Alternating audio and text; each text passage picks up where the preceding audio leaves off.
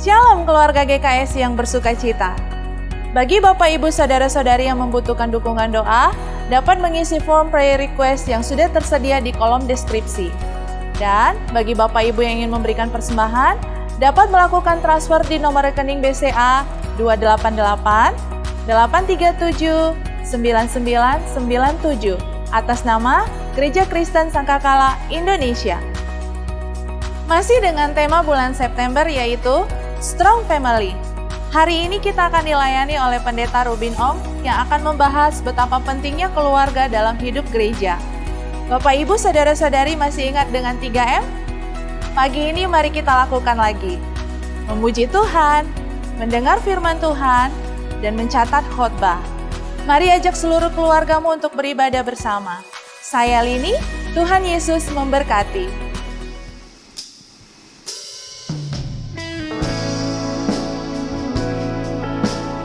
Bersyukur Tuhan untuk kebaikan-Mu di sepanjang hidup kami. Pagi hari ini kami mau menyanyikan kebaikan-Mu, kemurahan-Mu yang tidak pernah habis dalam hidup kami. Terima kasih Yesus.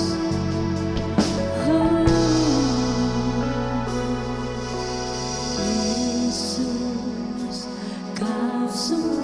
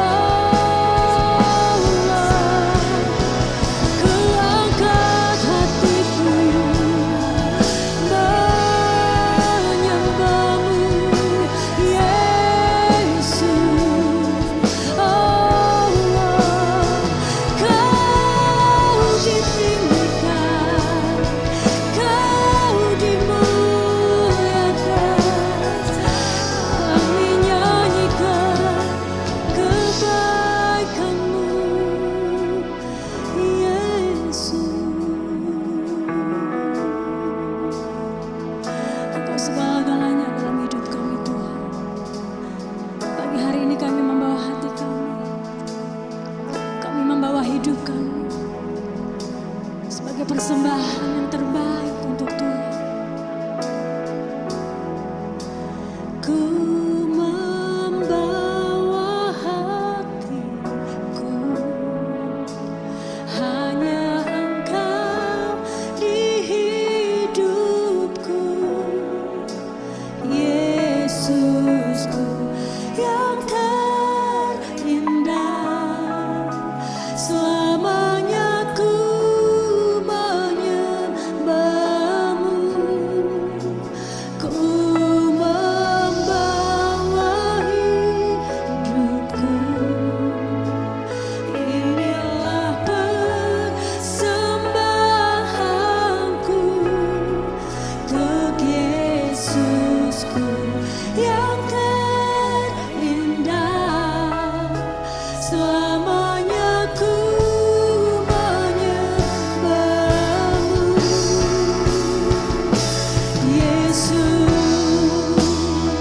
Kami bawa hati kami, oh Yesus.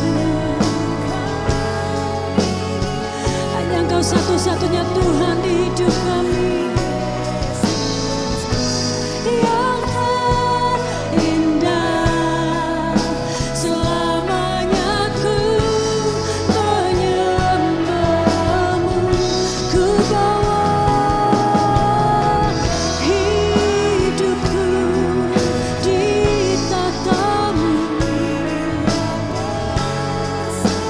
Ini persembahan kami Tuhan,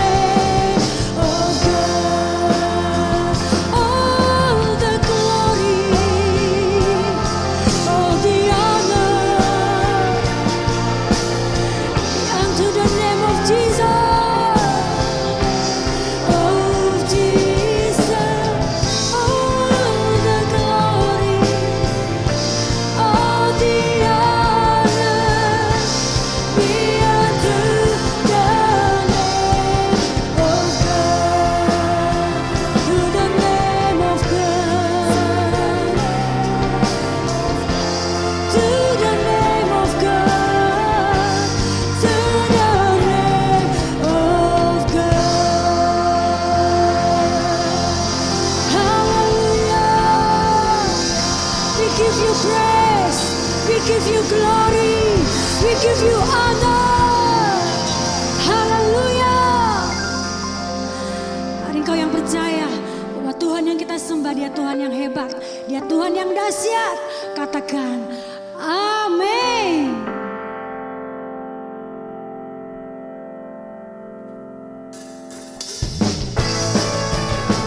Engkau perlindungan kami, Engkau kekuatan kami Tuhan.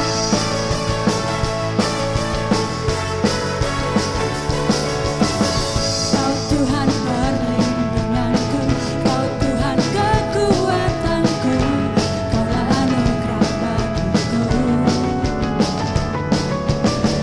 Kau Tuhan perlindunganku, Kau Tuhan kekuatanku, ku percaya Kau berkuasa. Janjimu nyata dalamku, berserah padamu. Haleluya. Sebab namamu besar, dahsyat-dahsyat dalam hidupku. Haleluya. Ku bersorak Yesus dahsyat, ku bersorak Yesus Kau Raja mulia. Engkau dahsyat Tuhan, katakan Kau Tuhan perlindunganku, Kau Tuhan kekuatanku, Kaulah anugerah bagiku. Kau Tuhan perlindunganku, amin. Ku percaya Kau berkuasa. Janjimu nyata dalamku, berserah padamu. Haleluya. Sebab namamu besar, dahsyat-dahsyat dalam hidupku. Haleluya. Ku bersorak Yesus dahsyat, ku bersorak Yesus Kau Raja mulia.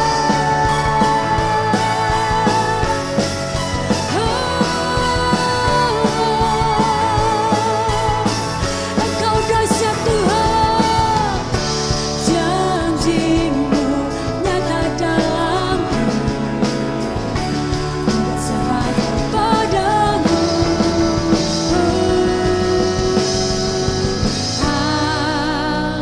Haleluya. Katakan sebab namamu besar, dahsyat-dahsyat dalam hidupku. Haleluya. Kami bersorak Yesus dahsyat. Amin. Mari lambaikan tanganmu. Haleluya. Sebab namamu besar, dahsyat-dahsyat dalam hidupku. Haleluya. Ku bersorak Yesus dahsyat, ku bersorak Yesus Kau Raja mulia. Ku bersorak Yesus dahsyat, ku bersorak Yesus Kau Raja mulia.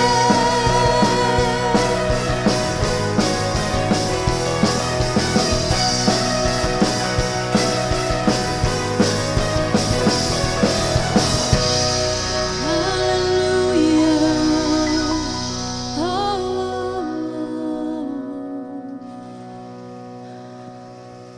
Kami percaya bahwa kemuliaan Tuhan nyata di tengah-tengah gelombang yang kami hadapi hari-hari ini Tuhan. Di tengah cobaan, di tengah ujian, kami percaya bahwa Tuhan selalu bersama dengan kami. Tuhan selalu berjalan bersama-sama dengan kami dan menyatakan kemuliaan-Mu dalam hidup kami. Saat ku berada di tengah gelombang, Kau ada di sana. cobaan, lewati ujian, tangan-Mu melindungiku, kasih-Mu menguatkanku. Kemuliaan-Mu Tuhan pasti nyata di tengah badai. Kau pertolongan dan pengharapan, Tuhan kemenanganku. Engkau Tuhan kemenangan kami, Engkau pertolongan kami, Engkau pengharapan kami Tuhan. Saat ku berada di tengah gelombang, Kau ada di sana. Hadapi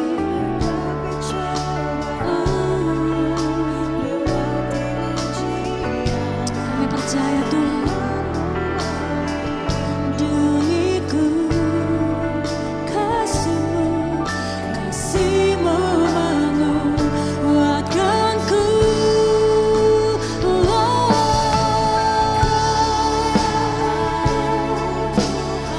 Pasti nyata.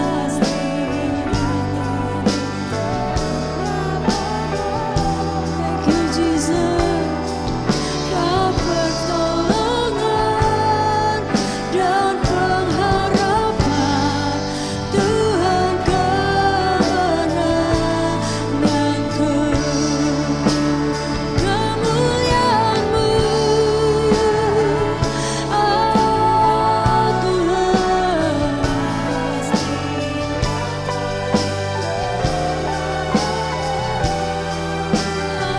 Pertolongan dan pengharapan, Tuhan kemenanganku. Mari angkat tangan-Mu tinggi-tinggi dan serukan, kemuliaan-Mu Tuhan pasti nyata di tengah badai.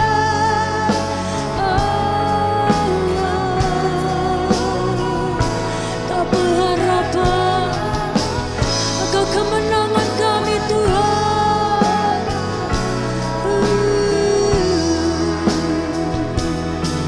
Kau pertolongan dan pengharapan, Tuhan kemenanganku.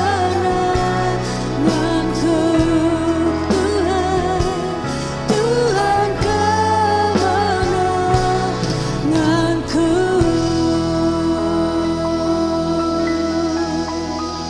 Tuhanlah yang menjadi sumber pertolongan kami, Tuhanlah yang menjadi sumber kekuatan kami, Tuhanlah yang menjadi sumber pengharapan dalam hidup kami. Yesus, Engkau kemenangan buat kami. Haleluya, terpuji nama-Mu. Dalam nama Yesus kami bersyukur. Haleluya, amin. Kami bersyukur untuk ibadah online yang ada di gereja GKSI pada hari ini Tuhan. Terima kasih untuk waktu, kesempatan kami boleh beribadah. Walaupun lewat teknologi ini, terima kasih juga untuk teknologi yang Tuhan berikan. Tuhan berbicara lewat lidah bibir hamba-Mu yang terbatas ini. Urapi hamba-Mu, bersuaralah buat umat-Mu Tuhan. Umat yang Kau kasih yang ada di gereja GKSI. Mari bersuaralah, yang lemah dikuatkan, yang sakit disembuhkan, bahkan yang jatuh diangkat kembali. Karena Engkau tidak pernah meninggalkan setiap kami. Terima kasih, urapi lidah bibir hamba yang terbatas ini. Bagi-Mu hormat, bagi-Mu pujian, dalam nama Tuhan Yesus. Haleluya. Amin. Shalom Bapak Ibu semua, jemaat gereja GKSI yang Tuhan Yesus sayangi. Saya Rubin Ong, sebuah kepercayaan untuk ada di gereja ini. Jemaat ini adalah jemaat yang saya sudah kenal, bahkan ada banyak dari pengurus yang saya kenal dengan jemaat-jemaat, maksudnya pengurus yang ada di gereja ini.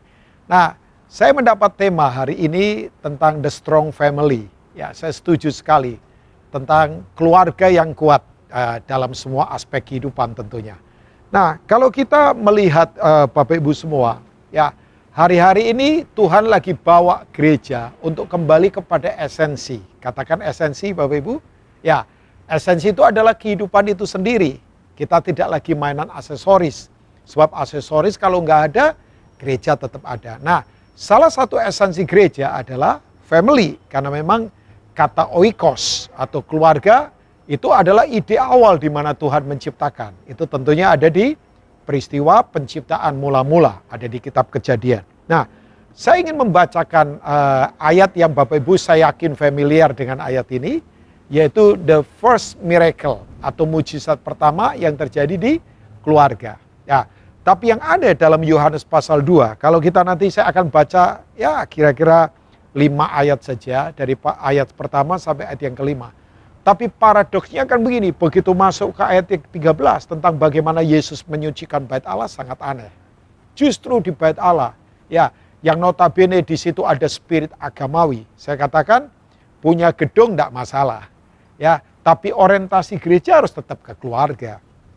Ya, gedung tempat kebaktian which is sekarang belum bisa dipakai. Itu hanya tempat saja untuk melatih orang-orang. Tapi orientasinya gereja harus kembali dari keluarga ke keluarga. Nah, itu ya. Karena memang penting sekali sebab di keluarga lah nanti kita akan belajar bahwa orang akan apa adanya di sana. Pria yang berfungsi sebagai imam, ibu yang kemudian berfungsi sebagai penolong, anak-anak yang harus taati aturan-aturan yang kemudian firman nyatakan lewat orang tua mereka yang dalam Tuhan. Nah, saya ingin mengajak sebab di bait Allah di mana di situ ada spirit kesombongan, ya ada spirit jual beli, 46 tahun dibangun, mereka begitu sombong, tapi yang terjadi di bait Allah yang ada waktu itu Yesus marah. Terjadi motivasi yang salah, perdagangan hanya untuk mencari kepentingan sendiri. Ya, saya takut sebagai pelayan kalau motivasi saya melayani hanya kejar uang misalnya. Ya, tapi begini Bapak Ibu, di bait Allah, di mana di situ liturgis agamawi, tapi ternyata kosong, hampa, dingin, tidak ada pergerakan sama sekali. Tapi justru di keluarga yang ada di Kana ini, Yesus kemudian lakukan perkara yang besar. Nah, kita akan baca Yohanes pasal 2. Saya percaya nanti di screen akan ditampilkan pasti oleh tim multimedia. Nah, pada hari ketiga ayat pertama ada perkawinan di Kana yang di Galilea. Ibu Yesus ada di situ. Yesus dan murid-muridnya diundang juga ke perkawinan itu. Ketika mereka kekurangan anggur, Ibu Yesus berkata kepadanya, mereka kehabisan anggur. Kata Yesus kepadanya, mau apakah engkau daripadaku ibu? Saatku belum tiba. Tetapi Ibu Yesus berkata kepada pelayan-pelayan, apa yang dikatakan kepadamu, buatlah itu. Nanti Bapak Ibu baca keseluruhan sampai ayat yang ke-11 dalam konteks cerita perkawinan di Kana ini. Nah, dari ayat-ayat ini ya berhubungan dengan tema yang diberikan buat saya, tanpa menggurui, tanpa rasa saya sudah kuat, sudah tahu sama sekali enggak. Tapi saya ingin membagikan ada beberapa prinsip penting. Yang pertama adalah, memang Tuhan lagi mengembalikan lawatannya ada di keluarga. Ya, sebab gini Bapak Ibu semua, bahwa keluarga itu adalah the key of revival. Kunci dari kebangunan rohani itu ada di keluarga. Makanya betul, kalau keluarga pulih, akibatnya apa? Gereja pulih. Karena gereja adalah kumpulan keluarga-keluarga. Nah, kalau gereja pulih, dampaknya, kalau saya bilang gereja, tidak hanya sekedar berliturgi agamawi, tapi kehidupan orang percaya. Akibatnya apa? Dampaknya, kota akan pulih. Karena orang-orang percaya memenuhi kota dengan apa? Pekerjaan, profesi, ya dampak yang mereka kerjakan. Nah, kalau kota dipenuhi oleh kemuliaan Tuhan, lewat aplikasi kehidupan sehari-hari, maka dampaknya kepada bangsa. Kalau bangsa-bangsa kemudian dipulihkan, bumi penuh kemuliaan Tuhan. Jadi kalau ditarik, the key of revival adalah family. Ujungnya adalah keluarga. Makanya keluarga lagi diserang dengan cara yang begitu luar biasa. oleh kerajaan kegelapan. Bapak Ibu, kalau misalnya secara kekristenan penganiayaan terjadi, udah biasalah. Ya kan? Tapi kalau sekarang ini yang sedang diserang apa? Nilai-nilai. Bahkan sekarang ini pun gender lagi diserang. Ya, oh iya, orang nggak bisa berkata begini untuk dunia ini. Bisa saja orang lahir perempuan misalnya, nanti sekian tahun dunia katakan kamu bisa jadi laki kok. Ya, tidak ada masalah dengan itu. Jadi gender lagi diserang, nilai lagi diserang. Bahkan anak-anak kita sekarang kalau nggak hati-hati sedang digiring untuk ini nih yang disebut dengan post-truth. Ya, mereka digiring untuk tidak lagi mencintai kebenaran, bayangkan. Ya kan? Karena begini kan, oh iya, dengan semua yang sekarang ada di medsos, bayangkan. Orang berkata kebenaran menurut kamu belum tentu aku benar. Bahkan mereka sudah mau menggiring anak-anak kita untuk tidak lagi mempercayai firman Tuhan. Ya, nah saya percaya ini waktunya bahwa lawatan Allah sedang terjadi, dimulai dari keluarga. Kalau saya berbicara lawatan, gak hanya sekedar cahaya yang misalnya ada di tempat kebaktian kita, ataupun orang misalnya ya merinding, oh bolehlah. Tapi lawatan itu adalah apa? Terobosan Tuhan yang kemudian menyentuh secara holistik seluruh aspek kehidupan kita. Bagaimana karakter diubahkan, ya pria yang tadinya kasar sama istrinya jadi berubah. Makanya saya bertanya, selama sekian, ya hampir kira-kira sekian bulan loh. Ya kalau sekarang ini kira-kira ya hampir dari mulai Maret sampai sekarang, sekian bulan. Orang sekarang familiar dengan istilah ini, isolation atau isolasi. Nah pertanyaannya, kan sekarang personal awareness begitu kuat.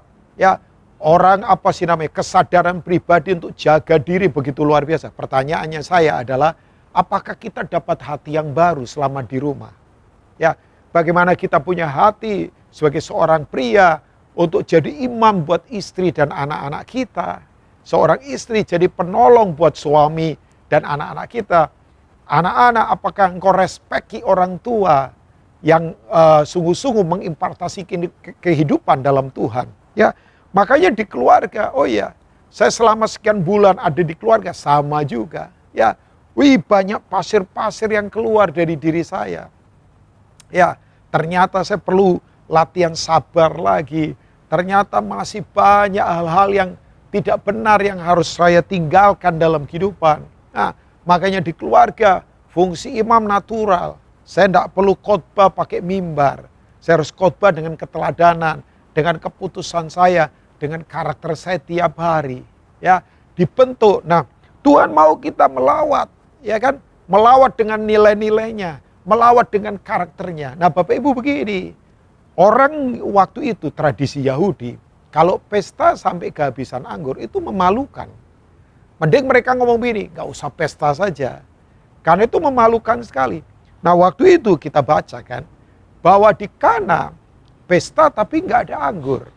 Makanya seringkali saya berkata begini, banyak keluarga seringkali suka pesta. Ya kalau di masa PSBB begini, orang gak bisa ngumpul rame-rame. Kan dulu, apalagi orang Indonesia kan, kita kan sosialisasi, suka seperti saya juga ya, pesta apa. Tapi pertanyaannya masih ada anggur enggak? Jangan-jangan pesta menutupi karena sudah enggak ada lagi anggur.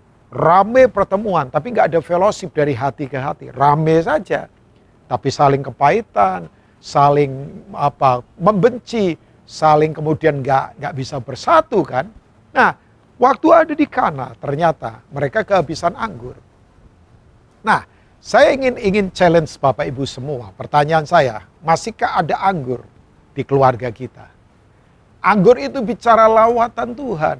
Di mana ada penetrasi nilai-nilai Tuhan, karakter Tuhan. Yang Tuhan mau berikan buat setiap kita. Ya kan?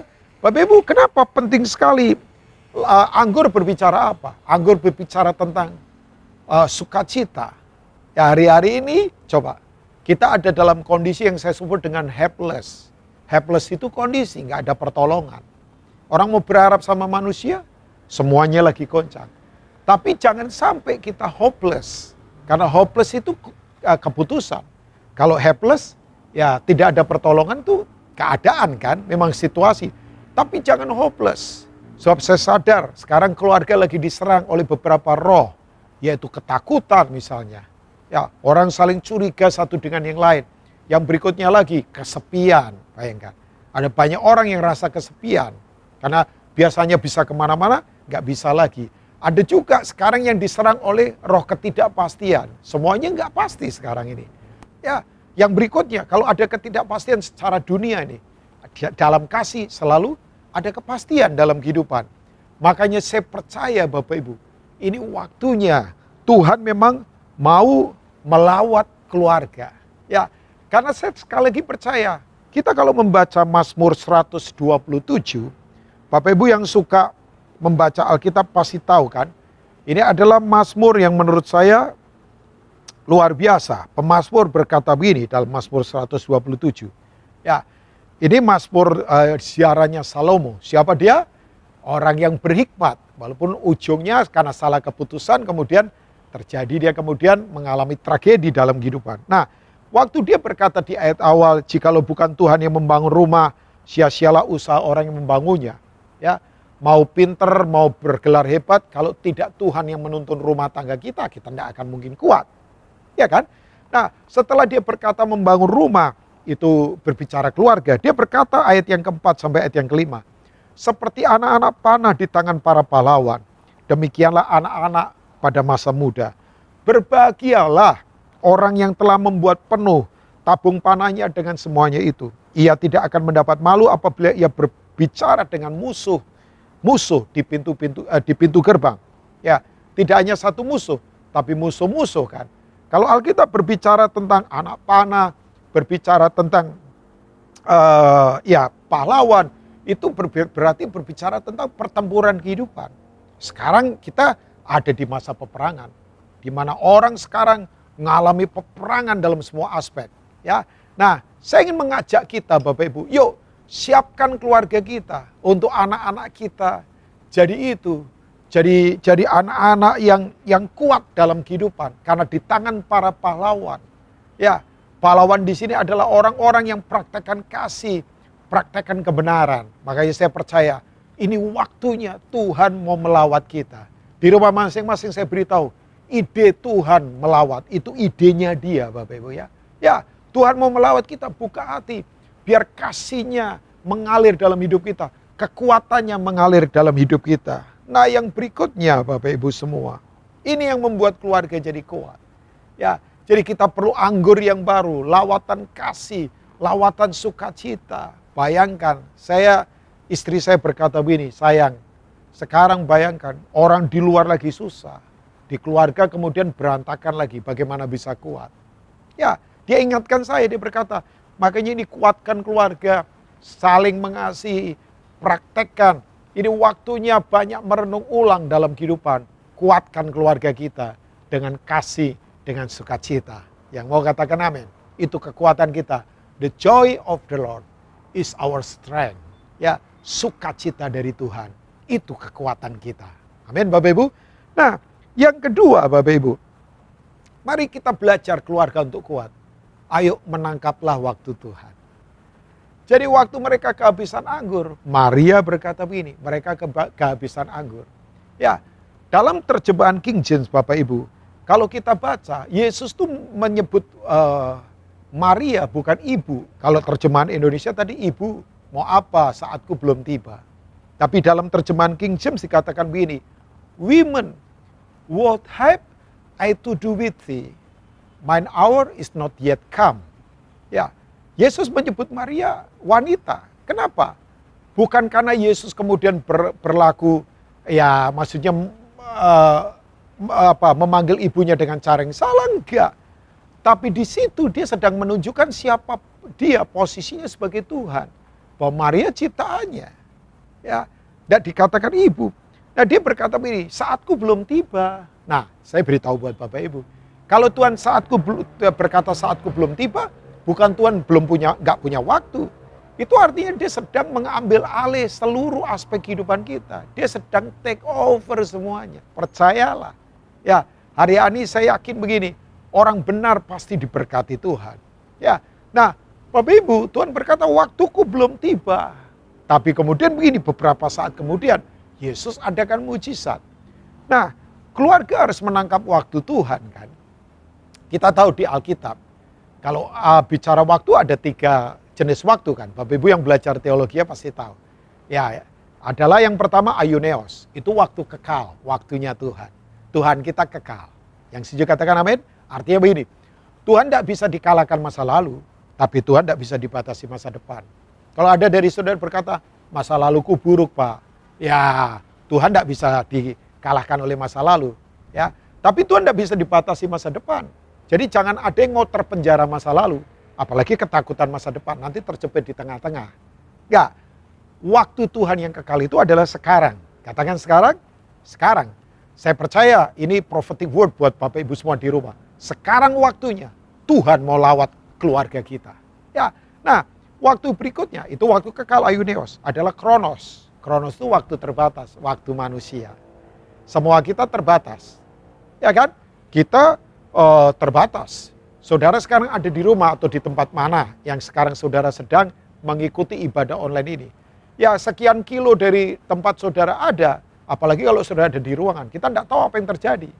Mungkin ada orang yang lagi accident, ada yang lagi mengalami kesedihan, kita tidak tahu.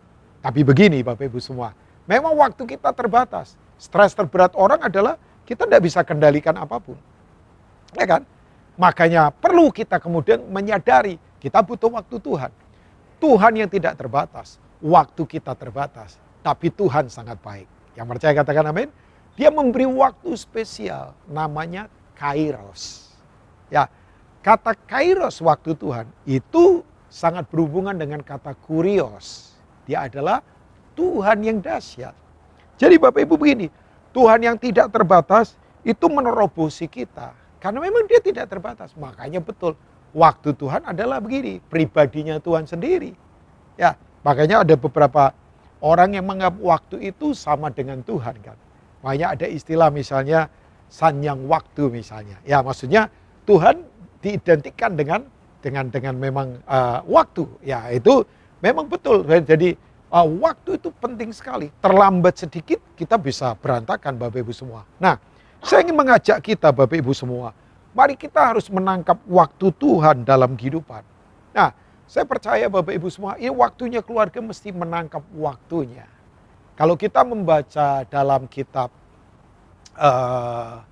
Pengkhotbah pasal 3, Bapak Ibu ya, biasanya orang suka itu kan, bikin ayat untuk undangan nikah. Ia membuat segala sesuatu indah pada waktunya.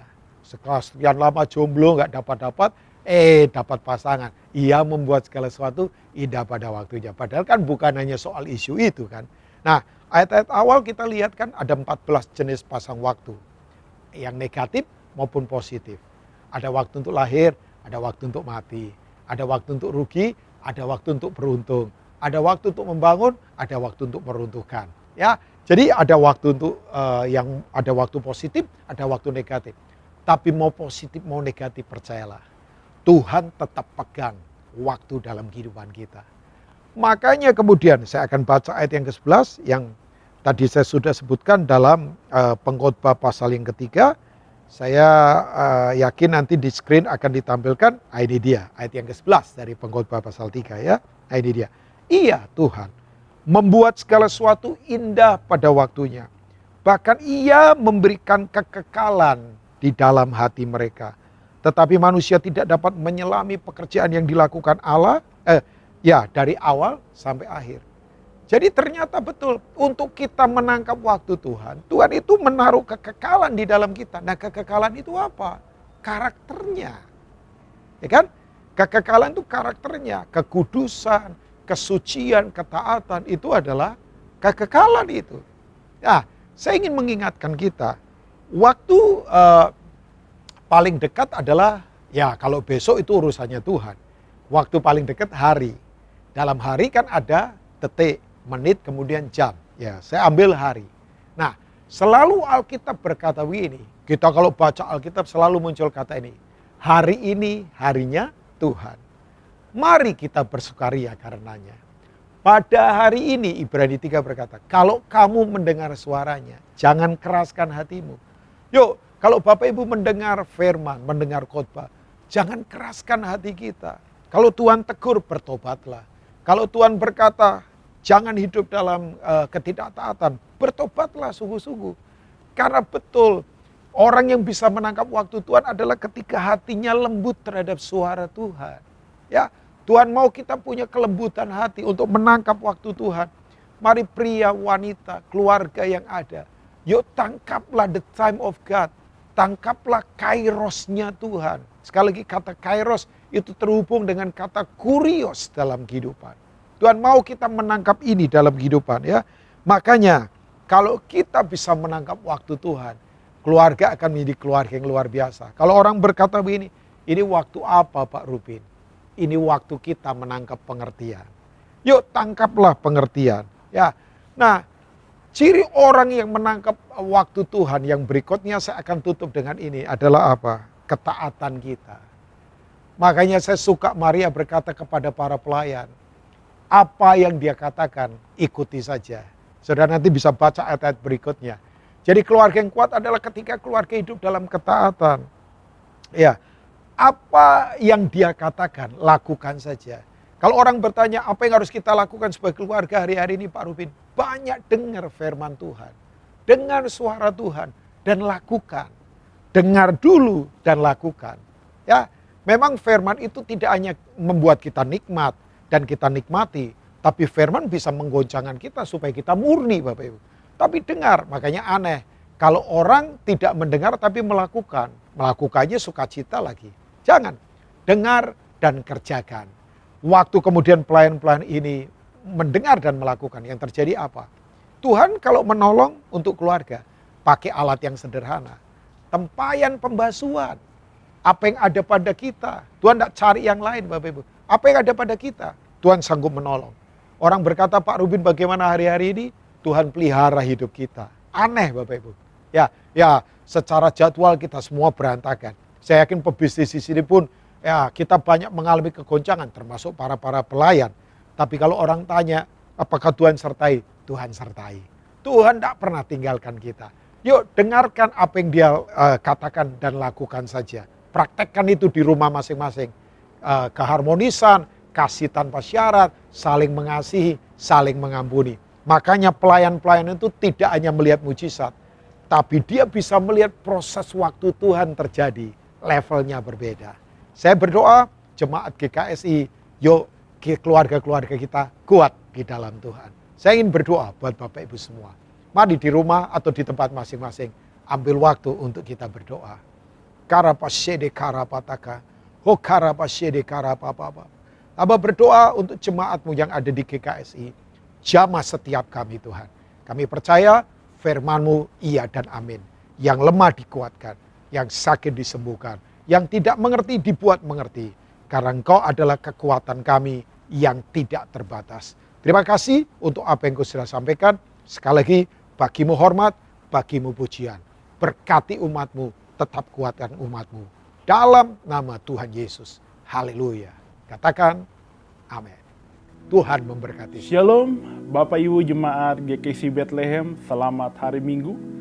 Hari ini kita akan bersama berdoa untuk setiap pokok doa yang sudah diisi melalui prayer request. Dan hasil prayer request Bapak Ibu minggu lalu, hari ini kita akan doakan bersama dan dibagi menjadi beberapa kelompok. Berikut kesimpulan pokok-pokok doa yang ada. Yang pertama, keluarga 27%, pendidikan 3%, keuangan 18%, pekerjaan 22% dan kesehatan 30%. Mari Bapak Ibu kita bersama berdoa. Tuhan, pada hari ini kami berdoa, kami bersyafaat, membawa setiap keluarga umat-Mu Tuhan. Kami berdoa, biarlah kasih ilahi yang daripada Tuhan boleh tercurah di dalam kehidupan keluarga umat-Mu Tuhan. Dan biarlah kasih dari Tuhan itu memulihkan setiap hubungan anggota keluarga yang ada. Memulihkan hubungan komunikasi. Sehingga setiap anggota keluarga boleh ada rasa saling terbuka, ada rasa saling percaya. Antara suami dengan istri dan juga orang tua dengan anak. Tuhan juga yang memberikan kesatuan hati antara anggota keluarga, sehingga anggota keluarga boleh rukun antara satu dengan yang lain. Dan juga kami berdoa Tuhan untuk setiap pasangan suami istri yang berdoa, yang meminta keturunan, yang meminta anak, biarlah Tuhan Kau yang memberikan, Kau yang menyatakan mujizat-Mu atas kehidupan dari setiap pasangan suami istri yang ada, sehingga Tuhan mereka boleh dikaruniai oleh keturunan, dikaruniai seorang anak Tuhan. Kami berdoa untuk pendidikan umat-Mu Tuhan, untuk setiap umat-Mu yang merindukan untuk bisa melanjutkan studi mereka ke jenjang yang lebih tinggi, ke studi S2 Tuhan. Kau yang membukakan jalan sehingga umat-Mu Tuhan bisa mencapai cita-cita yang mereka dambakan Tuhan. Kami berdoa untuk keuangan umat-Mu Tuhan. Di tengah situasi dan kondisi yang ada, kami berdoa biarlah Tuhan, penyertaan-Mu Tuhan, membuat Tuhan keluarga umat-Mu Tuhan diberkati Tuhan. Dan dicukupi setiap kebutuhan yang ada Tuhan.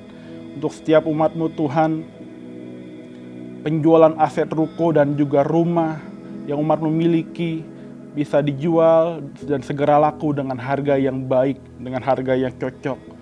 Setiap usaha yang umat-Mu kerjakan, biarlah Tuhan boleh ada banyak orderan di dalam penjualan yang mereka lakukan. Dan juga ruko yang umat-Mu miliki boleh segera tersewa dan juga dibayarkan dengan segera Tuhan Yesus. Kami berdoa Tuhan untuk pekerjaan umat-Mu Tuhan, biar terus boleh ada kelancaran dalam setiap usaha dan bisnis setiap anak-anak-Mu Tuhan. Dan kami berdoa setiap umat-Mu yang belum mendapatkan pekerjaan, kami berdoa mereka boleh segera mendapatkan pekerjaan yang baik yang daripada Tuhan. Dan juga mereka yang hari ini sudah bekerja, kami berdoa Tuhan mereka mendapatkan promosi dari kantor di tempat mereka bekerja Tuhan. Kami juga berdoa Tuhan untuk setiap umat-Mu yang memiliki ruko yang disewakan, kami berdoa biarlah penyewa ruko yang ada bisa segera membayarkan cicilan sewa Tuhan. Kami juga berdoa Tuhan untuk setiap umat-Mu yang bekerja, yang belum mendapatkan status sebagai karyawan tetap, biarlah campur tangan Tuhan bekerja dalam kehidupan mereka, sehingga umat-Mu boleh diangkat Tuhan menjadi karyawan tetap. Kami juga berdoa untuk kesehatan dari umat-Mu Tuhan. Setiap keluarga umat-Mu dilindungi dari berbagai virus dan dari berbagai penyakit, terutama dari COVID-19 Tuhan Yesus. Biarlah penyertaan Tuhan, perlindungan Tuhan nyata atas setiap keluarga umat-Mu Tuhan. Sehingga mereka boleh terus mengalami kesembuhan dari berbagai penyakit, stroke, gula, ada luka pada kaki, dan juga mah dan asma. Kami berdoa biarlah kekuatan dari Tuhan, kesembuhan dari Tuhan dinyatakan atas kehidupan mereka Tuhan. Umat-Mu boleh mengalami kesehatan yang sempurna Tuhan, mengalami kesembuhan. Dan juga umat-Mu yang mengalami ada mata kanan yang sakit, kami berdoa Tuhan untuk cepat sembuh, mengalami kesembuhan, sehingga bisa kembali melihat dengan normal, kembali melihat dengan baik dan jernih Tuhan. Kami juga berdoa Tuhan untuk hamba-Mu yang melayani pada hari ini, Bapak Pendeta Robin Ong. Tuhan memberkati Bapak Pendeta Robin Ong dan juga keluarganya, sehingga dimanapun hamba-Mu ini melayani boleh terus menyatakan kebenaran firman-Mu Tuhan. Kami juga berdoa untuk gembala senior kami, Bapak Pendeta Hengki Sendiawan Umar dan juga Ibu Feni, biar Tuhan terus memberkati, memberikan kesehatan dan juga hikmat dari Tuhan, untuk bisa terus memimpin GKI Bethlehem di dalam jalan-jalan Tuhan dan rencana Tuhan, sehingga GKI Bethlehem boleh mencapai memenuhi setiap agenda Tuhan. Terima kasih Bapa. Kami juga berdoa untuk gembala satelit dan hamba-hamba Tuhan GKI Bethlehem, biar Tuhan terus menyertai pemeliharaan Tuhan, penyertaan Tuhan dan juga perlindungan dari Tuhan nyata atas kehidupan hamba-hamba-Mu Tuhan. Dan juga kami berdoa untuk bangsa dan negara kami Indonesia. Tuhan yang memberkati pemimpin kami dari Bapak Presiden kami Bapak Jokowi, dan juga sampai ke tingkat pemerintahan yang paling bawah, biarlah roh takut akan Tuhan itulah yang ada dalam kehidupan mereka, sehingga boleh mereka menjalankan kebijakan-kebijakan dengan baik dan dengan adil, sehingga bangsa kami, rakyat kami Indonesia menjadi bangsa yang besar, menjadi bangsa yang hidup dalam rasa aman dan damai sejahtera. Tiba saatnya kami akan mengakhiri ibadah pada hari ini, dan kita akan menerima berkat daripada Tuhan. Bapak Ibu sidang jemaat yang dikasihi oleh Tuhan, Mari kita sama-sama bangkit berdiri, kita angkat tangan kita di hadapan Tuhan dan kita terima berkat dari Tuhan. Tuhan memberkati engkau dan melindungi engkau. Tuhan menyinari engkau dengan wajah-Nya dan memberi engkau kasih karunia. Tuhan menghadapkan wajah-Nya kepadamu dan memberi engkau damai sejahtera. Maka diberkatilah imanmu kepada Tuhan, diberkatilah usaha dan pekerjaanmu, diberkatilah keluarga dan kesehatanmu, diberkatilah pendidikan dan masa depanmu. Terimalah kepenuhan berkat dari Allah Bapa, Putra dan Roh Kudus di dalam nama Tuhan Yesus Kristus. Haleluya. Amin.